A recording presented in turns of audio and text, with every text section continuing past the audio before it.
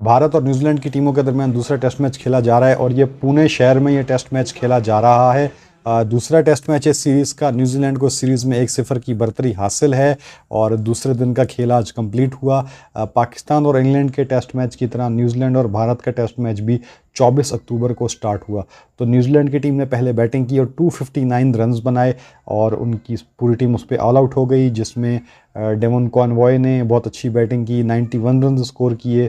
और भारत की जानिब से वाशिंगटन सुंदर ने, एक नौजवान ऑलराउंडर हैं, मेनली ऑफ स्पिन बॉलर हैं और बैटिंग भी नॉर्मल कर लेते हैं, तो उन्होंने 7 खिलाड़ियों को आउट किया। बहुत ही शानदार बॉलिंग की। तो लग यही रहा था कि इंडिया ने स्पिन ट्रैक बनाया है तो न्यूजीलैंड को काबू कर लिया है, न्यूजीलैंड को छोटे स्कोर पे आउट कर दिया, तो अब इंडिया की टीम भी एक बड़ा स्कोर करेगी। खैर, इंडिया की टीम बैटिंग करने आती है और इंडिया की पूरी टीम 156 पर ऑल आउट हो जाती है। रोहित शर्मा एक मरतबा फिर टिम सऊदी के हाथों एक स्विंग बॉल पे जो है ना निकल के आगे बढ़ के खेलने के चक्कर में क्लीन बोल्ड हो जाते हैं और उसके बाद दीगर उनके खिलाड़ी भी जो है ना खास बैटिंग का मुजाहरा नहीं कर पाते। ख़ासतौर पर विराट कोहली एक फुल टॉस गेंद मिस कर देते हैं, एक फुल टॉस को स्वीप करने के चक्कर में मिस कर देते हैं, उनसे रीड ही नहीं हो पाती और क्लीन बोल्ड हो जाते हैं, जो कि बहुत एक हैरानकुन बात थी। याद रहे, विराट कोहली अपने पूरे क्रिकेट करियर में सिर्फ 15 मरतबा जो है वो बोल्ड आउट हुए हैं, सिर्फ 15 मरतबा। इतना तवील करियर है विराट कोहली का, 600 के करीब उन्होंने इनिंग्स खेली होंगी, सिर्फ 15 बार ऐसा हुआ है कि विराट कोहली को किसी ने बोल्ड किया। और हमने भी अपनी ज़िंदगी में देखा था विराट कोहली बोल्ड नहीं होते थे, विराट कोहली कैच आउट हो जाते थे, एलबीडब्ल्यू हो जाते थे, कोई एज लग जाती थी, बोल्ड होते विराट कोहली को बहुत कम देखा गया। लेकिन ये तो दुनिया हैरान थी, एक फुल टॉस गेंद पे मिचेल सेंटनर की एक फुल टॉस गेंद को स्वीप करने जा रहे हैं, रीड नहीं कर पाए, मिस कर गए, क्लीन बोल्ड हो गए। तो बड़ी हैरत की बात थी ये चीज़, किसी को भी, विराट कोहली के फैंस को तो हरगिज़ पसंद नहीं आएगी। खैर, भारत की पूरी टीम 156 पे ऑल आउट हो गई। मिचेल सेंटनर ने भी 7 खिलाड़ियों को आउट कर लिया।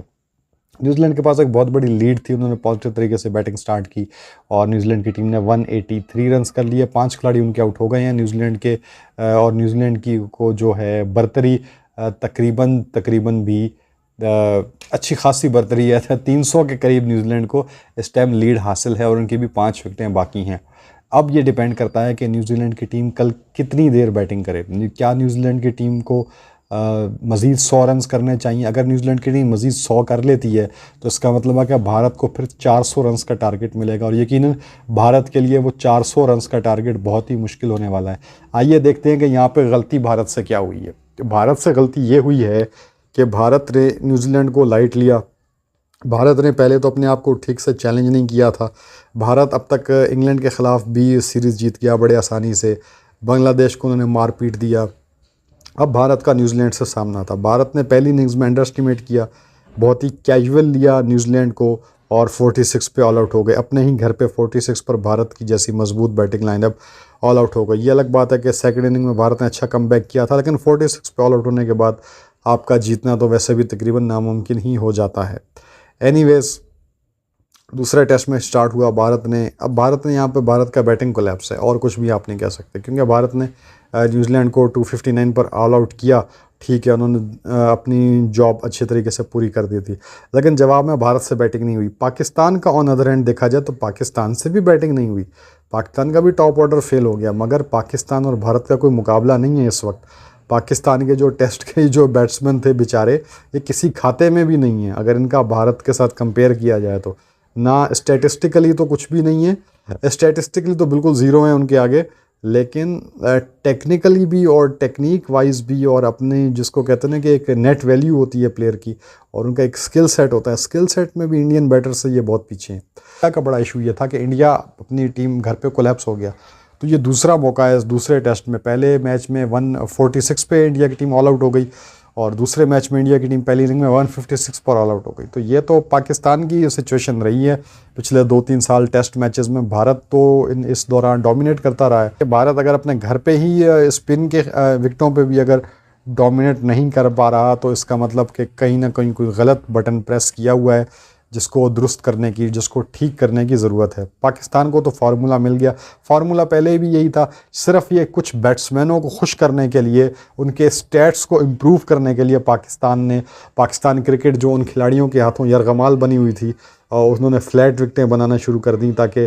ड्रॉ किए जा सके मैचेस का कोई रिजल्ट ना निकले, पाकिस्तान को जो है ना वो शिकस्त का मुंह ना देखना पड़े। लेकिन कहते हैं ना कि बुज़दिल स्ट्रेटजी हमेशा बुज़दिली ही की जानिब लेके जाती है। बकरे की माँ का आखिर कब तक खैर मनाएगी, कभी ना कभी तो छुरी के नीचे आएगी। तो बाबर आजम एंड कंपनी जो थी उनका यही अंजाम हुआ। उन्होंने ऑस्ट्रेलिया के ख़िलाफ़ डेड विकटें बनाई ताकि सारे मैचेस ड्रॉ हो जाएं, हमें शिकस्त ना मिल सके, पर शिकस्त मिल गई। उन्होंने इंग्लैंड के ख़िलाफ़ फ्लैट बैटिंग विकटें बनाई ताकि दोनों टीमें जो हैं खूब रन्स करेंगी, 700 हम करेंगे, 700 वो करेंगी और टेस्ट मैच ड्रॉ हो जाएगा। लेकिन टेस्ट ड्रॉ नहीं हुआ, तीनों टेस्ट इंग्लैंड जीत गया। भारत के लिए अलबत्ता मैं ये कहूँगा कि जीतना बहुत मुश्किल है, वापसी करना इस टेस्ट मैच में बहुत मुश्किल है। लेकिन भारत के मैं क्रिकेट के फैंस से ये कहूँगा कि आपकी टीम तकरीबन WTC फाइनल में पहुंची हुई है और पिछले 5 साल से टेस्ट क्रिकेट में बहुत अच्छा करती आ रही है। 2020, 21 का फाइनल खेला, 22, 23 का फाइनल खेला, अब 23-24 में इतना अच्छा किया है। तो ओवरऑल इतने 5 सालों में तो एक टेस्ट या एक सीरीज़ की बेसिस पे अपनी टीम को बुरा भला मत कहो। हमसे पूछो, हम पाकिस्तानियों से, कि जिन्होंने 3.5 साल तक अपनी टीम की हार बर्दाश्त की टेस्ट मैच में, वो भी घर पे, सोचो हमारे दिल पर क्या गुजरती होगी। तो एक टेस्ट मैच की बेसिस पे आप इस तरह मत कीजिए। हमने देखा कि सोशल मीडिया पे, टीवी चैनल्स पे रोहित शर्मा, विराट कोहली की बहुत ज़्यादा लोग उनकी बुराइयां कर रहे हैं, गालियां निकाल रहे हैं, बदतमीज़ी कर रहे हैं बहुत ज़्यादा। तो ऐसा नहीं होना चाहिए, ऐसे स्टार्स की इज़्ज़त करनी चाहिए। पाकिस्तान में भी अलबत्ता अब पाकिस्तान में ये था कि बाबर आजम को ना एक स्टार के तौर पर ना क्रिएट किया गया था, जो कि हमने पहले भी कहा, हमने बात की है कि वो वक्त से पहले और औकात से ज़्यादा था।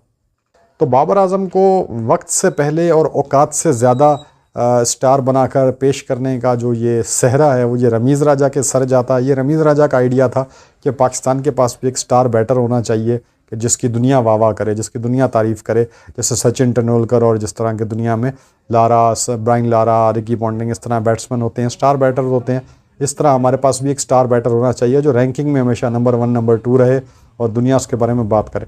लेकिन रमीज़ राजा ने यहाँ पे एक गलती कर गए, वो पाकिस्तान की जीत को सेक्रीफाइस कर गए। लेकिन रमीज़ राजा यहाँ पर एक गलती कर गए, वो पाकिस्तान की जीत को सेक्रीफाइस कर गए। वो पाकिस्तान की जीत को सेक्रीफाइस कर गए, वो पाकिस्तान के फास्ट बॉलर्स को सेक्रीफाइस कर गए। रमीज़ राजा ने बहुत बड़ी गलती की।